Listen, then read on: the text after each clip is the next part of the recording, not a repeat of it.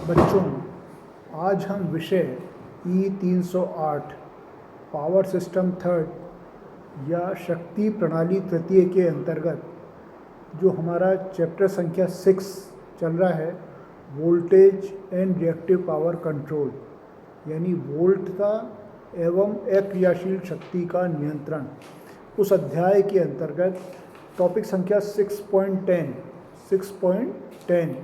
का अध्ययन करेंगे। इसमें सीरीज़ कैपेसिटर और शंट कैपेसिटर्स के बारे में एक तुलनात्मक अध्ययन हमें करना है। इसमें टॉपिक का नाम ही है series capacitor versus shunt capacitors. ये डायरेक्टली आपके एग्ज़ाम में इसी प्रकार से पूछा जा सकता है कि दोनों प्रकार के कैपेसिटर्स की तुलना कीजिए या उनके बीच के अंतर को स्पष्ट कीजिए। तो उसमें आपको किसी प्रकार से अंतर बताने या तुलना करनी है या उनके उपयोग के बारे में पूछा जाए तो भी आपको यही चीज़ें लिखनी है। तो अभी हम पढ़ेंगे सीरीज़ कैपेसिटर और शंट कैपेसिटर्स के बीच की तुलना या दोनों के बीच में क्या अंतर है।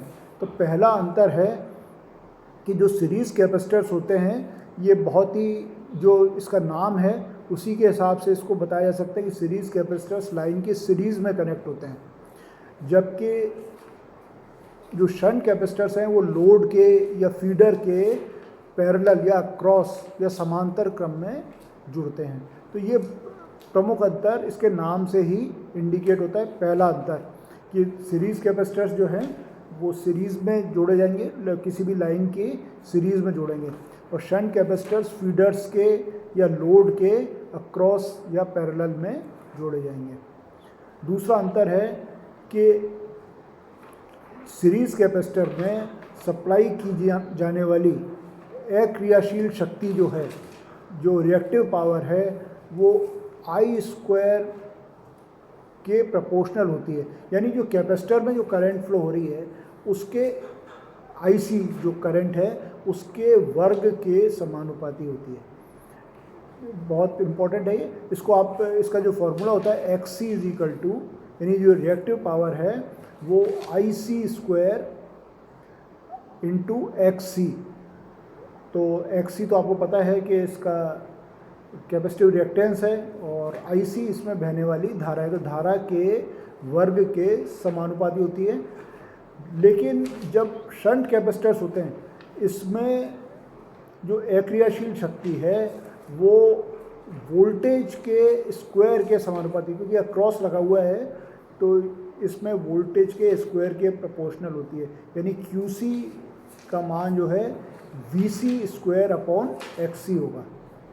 तो ये दोनों के बीच में अंतर है कि वहाँ पे लाइन करंट के समानुपाती है सीरीज़ के केस में, और शंट के केस में वोल्टेज के समानुपाती है। तीसरा अंतर ये होता है कि श्रेणी धारित्र में स्थापित, जो इसको इंस्टॉल करने की कॉस्ट है, स्थापन की जो लागत है वो अधिक होती है, और शंट कैपेसिटर्स के केस में जो इसको इंस्टॉल करने की या इसको स्थापित करने की लागत कम होती है।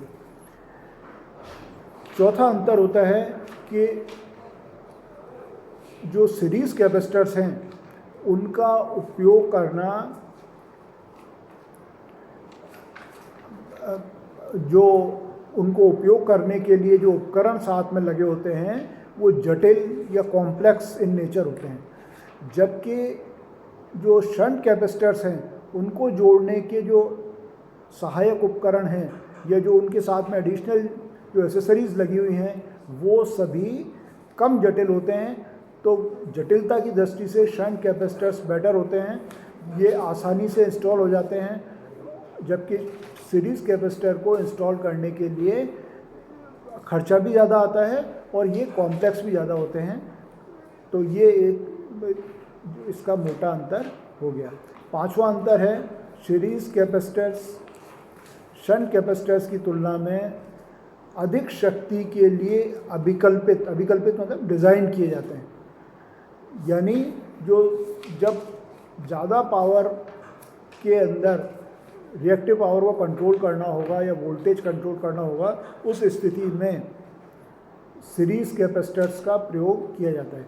शंट कैपेसिटर्स जो होते हैं वो कम शक्ति के लिए ही अभिकल्पित होते हैं, अभिकल्पित मतलब डिज़ाइन होते हैं। तो बेसिकली जो कम शक्ति के अंदर क्रियाशील शक्ति जो होती है, रिएक्टिव पावर होती है, उसको कंट्रोल करना होता है।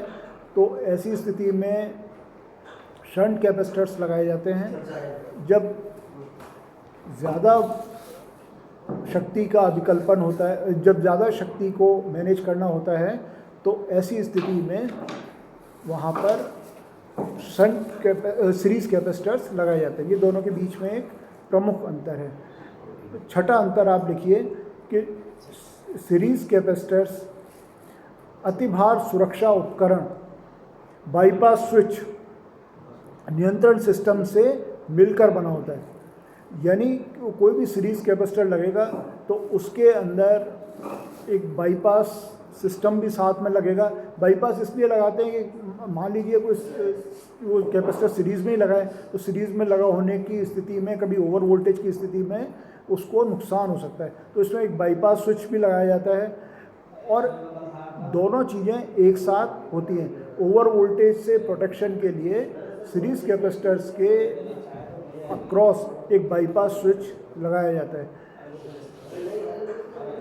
एक्चुअली जो शंट कैपेसिटर्स हैं उनको तो प्रयोग में ही वहाँ लाते हैं जहाँ पर वोल्टेज, न्यून वोल्टेज की समस्या होती है, यानी अंडर वोल्टेज की जो समस्या होती है वहाँ पे शंट कैपेसिटर्स का प्रयोग किया जाता है। लेकिन सीरीज़ कैपेसिटर्स का प्रयोग ओवर वोल्टेज की स्थिति में किया जाता है और उसके साथ में हमेशा बाईपास स्विच भी लगाए जाते हैं जिससे कि उसका नियंत्रण किया जा सके। तो ये एक प्रमुख अंतर हो गया। अगला अंतर आप लिखें या नोट करें, अधिक X/R अनुपात यानी रिएक्टेंस और रेजिस्टेंस का अनुपात तथा भार परिवर्तन वाले परिपथ में सीरीज़ कैपेसिटर्स अधिक प्रभावित होते हैं। यानी उन सर्किट्स में जिनमें रिएक्टेंस और रेजिस्टेंस का अनुपात ज़्यादा हो या बार बार फ्रीक्वेंटली लोड में परिवर्तन हो रहा हो, ऐसे स्थानों पर सीरीज़ कैपेसिटर्स ज़्यादा प्रभावी होते हैं। दूसरी तरफ जब प्रणाली की केवीए मांग कम करने के लिए शंट कैपेसिटर्स का प्रयोग अधिकांशतः किया जाता है। तो सीरीज़ कैपेसिटर जो काम में आते हैं जहाँ पे हाई X/R रेशियो यानी रिएक्टेंस बहुत ज़्यादा हो, रेजिस्टेंस बहुत ही कम हो, और जहाँ पे लोड का फ्रीक्वेंटली वेरिएशन हो रहा हो, वहाँ पे सीरीज़ कैपेसिटर्स का प्रयोग किया जाता है। जबकि शंट कैपेसिटर्स का प्रयोग जहाँ केवीए डिमांड्स को कम करने के लिए, जो क्योंकि इससे पावर फैक्टर इम्प्रूव होता है, केवीए डिमांड कम हो जाएगी, तो उसके लिए इसका शंट कैपेसिटर्स का प्रयोग किया जाता है। जो सीरीज़ कैपेसिटर्स होते हैं उनकी रेटिंग सामान्यतया अधिक होती है। ये भी एक प्रमुख अंतर है कि जो सीरीज़ कैपेसिटर्स हैं उनकी रेटिंग शंट कैपेसिटर्स की तुलना में अधिक होती है। और दूसरी तरफ जो शंट कैपेसिटर्स हैं वो जनरली कम रेटिंग के लिए लगाए जाते हैं, कम रेटिंग के लिए ही डिज़ाइन होते हैं। तो ये हमने प्रमुख रूप से इनके अंतर समझे कि क्या सीरीज़ कैपेसिटर और शंट कैपेसिटर्स में अंतर है। ये हमारा टॉपिक था 6.10। अब उससे आगे हम देखते हैं सिंक्रोनस फेज मॉडिफायर, तुल्यकारी कला सुधारक, तुल्यकारी कला सुधारक या synchronous phase modifier. Actually synchronous phase modifiers जो सिंक्रोनस मोटर्स होती हैं उनको यदि हम निर्भर चलाएं यानी नो लोड पर चलाएं और साथ ही साथ उनको ओवर एक्साइटेड कंडीशन में ऑपरेट करें। ओवर एक्साइटेड का मतलब है जो उसको डीसी सप्लाई दे रहे हैं, जो उसकी फील्ड वाइंडिंग को सप्लाई दे रहे हैं, उसका मान ज़्यादा हो, तो इस अवस्था को तुल्यकारी कला सुधारक या सिंक्रोनस फेज मॉडिफायर कहते हैं।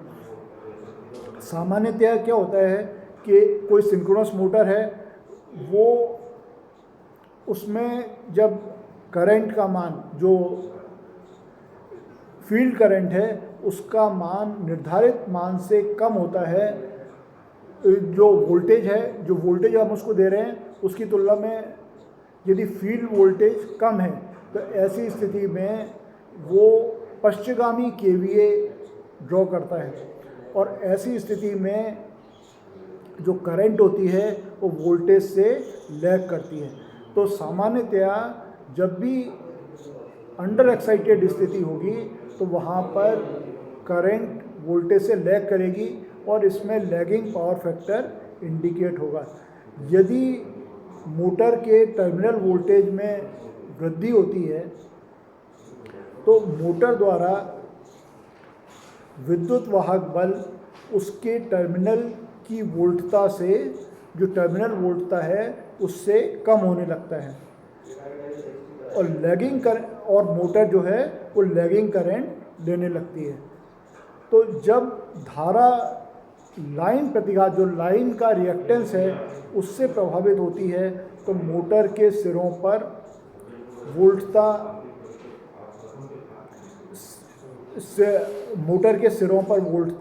सिरे की अपेक्षा घटने लगती है।